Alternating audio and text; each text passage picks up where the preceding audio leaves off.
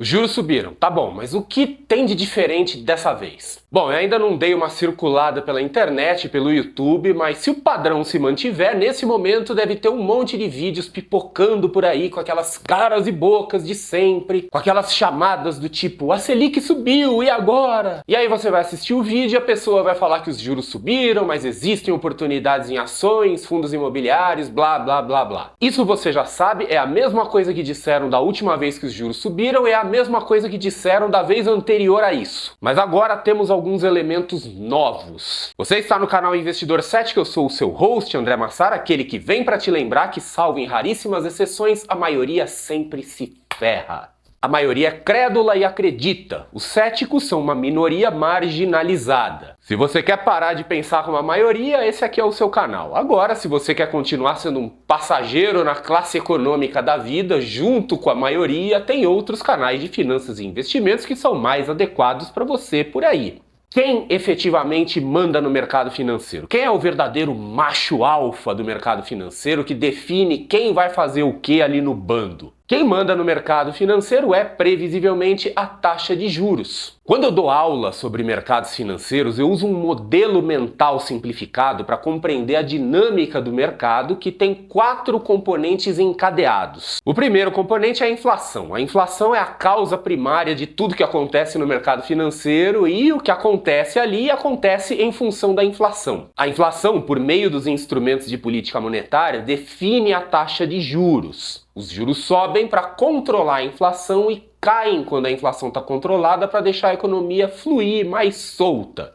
A taxa de juros, que é o segundo componente desse modelo, determina o retorno dos investimentos em renda fixa, que são o terceiro componente desse modelo, e o retorno da renda fixa define o custo de oportunidade da renda variável, que é o quarto componente. Ou seja, a bolsa, que alguns acham que é a toda poderosa do mercado financeiro, na verdade é o último elo dessa cadeia. Então nós temos inflação, que define taxa de juros, que define retorno de renda fixa, que define custo de oportunidade da renda variável. A bolsa está no fim dessa linha e ela faz o que os juros permitirem que ela faça. A bolsa sobe se os juros deixarem. Ah, mas você está mentindo, os juros subiram, mas a bolsa ainda assim sobe, até bateu o recorde recentemente. Tá bom, então vai dar uma olhada no EWZ americano, que é essencialmente a bolsa brasileira dolarizada, para ver onde ela tá. O ponto é que existem pessoas que são entusiastas das ações, gente que realmente gosta da bolsa, e tem aqueles que usam estratégias sofisticadas que podem gerar retornos significativamente mais altos que a renda fixa. Mas para o investidor médio e para muitos investidores institucionais de perfil mais conservador, é complicado justificar o investimento em bolsa quando os juros estão tão altos. Ir para a bolsa neste momento significa deixar de ganhar 12,25% ao ano certos, sem susto e sem volatilidade. Por essas e outras, os juros altos funcionam como um buraco negro no mercado financeiro que exerce uma força gravitacional irresistível e suga todo o dinheiro do mercado. Pegue aí o desempenho recente dos fundos imobiliários e do índice FIX. Quem é o verdadeiro responsável por esse massacre? É a taxa de juros. Todos os investimentos do mercado estão competindo pelo mesmo dinheiro, e os juros, com essa força gravitacional, puxa tudo e deixa só um restinho para bolsa, fundos imobiliários, renda fixa pré-fixada e outras coisas. Mas voltando à pergunta do começo do vídeo, o que tem de diferente agora? Nós temos alguns elementos novos. Um desses elementos é a frustração gerada pela proposta de ajuste fiscal do governo, que empurrou o fim do ciclo de alta de juros para algum ponto indeterminado no futuro. Ou seja, não tem muito consenso sobre uma taxa terminal e também não há evidências de que estamos próximos de um ponto de inflexão. A curva de juros brasileira, nesse momento, mostra uma alta acentuada nos próximos 2 anos, seguida de uma inversão suave no longo prazo. O que a gente poderia deduzir daí? Que o mercado jogou a toalha para os próximos 2 anos e que uma inflexão só iria acontecer após esse período, o que coincide com o período eleitoral. Ou seja, o mercado financeiro parece, neste momento, estar contratando de forma ainda hesitante uma mudança nos próximos 2 anos. E como esse é um assunto polêmico com um pezinho na política, eu quero lembrar o seguinte: antes de vir falar groselha nos comentários, tenha em mente que a curva de juros é um instrumento que indica perspectivas futuras baseadas em sentimento e expectativas dos agentes do mercado financeiro no momento presente. Não é uma bola de cristal total e nem uma garantia de que alguma coisa vai acontecer, mas é uma pista. Então, investir em ações, fundos imobiliários ou renda fixa pré-fixada é algo que, baseado nas evidências que nós temos no momento, que são dadas por indicadores baseados em sentimentos e expectativas, pode ser uma coisa precipitada. Existem oportunidades na renda variável e na renda fixa pré-fixada?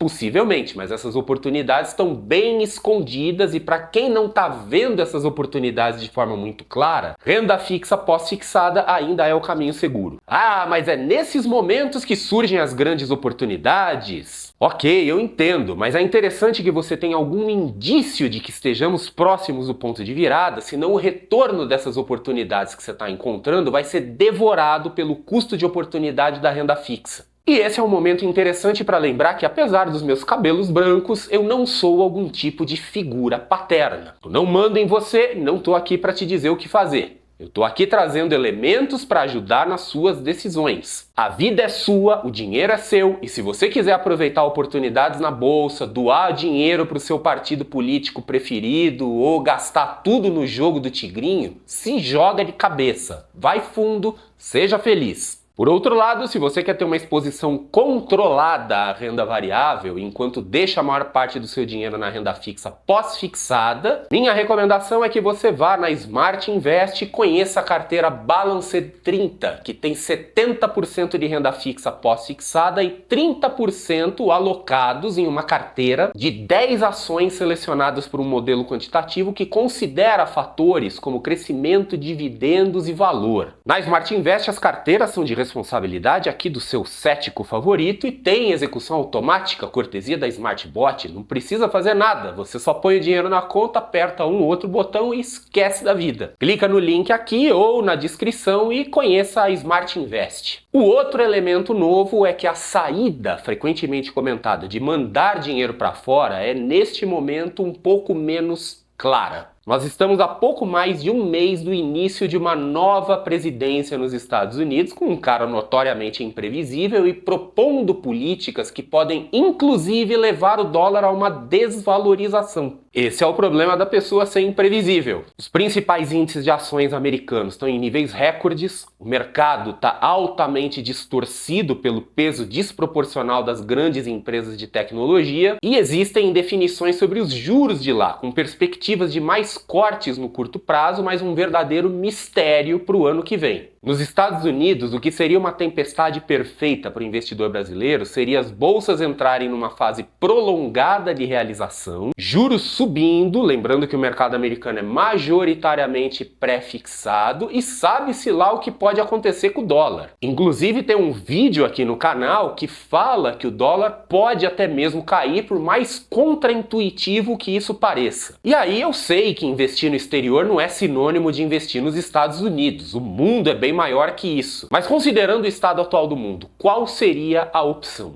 Em outras circunstâncias, mandar o dinheiro para fora seria uma resposta fácil, mas muitos fatores sugerem que o timing atual pode não ser o mais favorável. Inclusive, quando se trata de investir no exterior, eu sou adepto da abordagem mais gradual de ir mandando dinheiro aos poucos, até para fazer um custo médio no dólar, e de só mandar grandes volumes de uma vez se você tiver uma estratégia bem definida e uma visão clara do que você vai fazer. Por exemplo, a pessoa que quer mandar uma quantia maior para constituir margem de garantia para operar opções e fazer uma renda relevante. Mas voltando ao ponto de que eu não estou aqui para dizer o que cada um deve fazer com a própria vida, se eu fosse tomar uma decisão agora, neste momento, essa decisão seria, inicialmente, de não fazer grandes movimentações na carteira atual, assumindo que a carteira atual está alinhada com uma estratégia de longo prazo, que já foi definida, e novos aportes eu consideraria focar na renda fixa pós-fixada.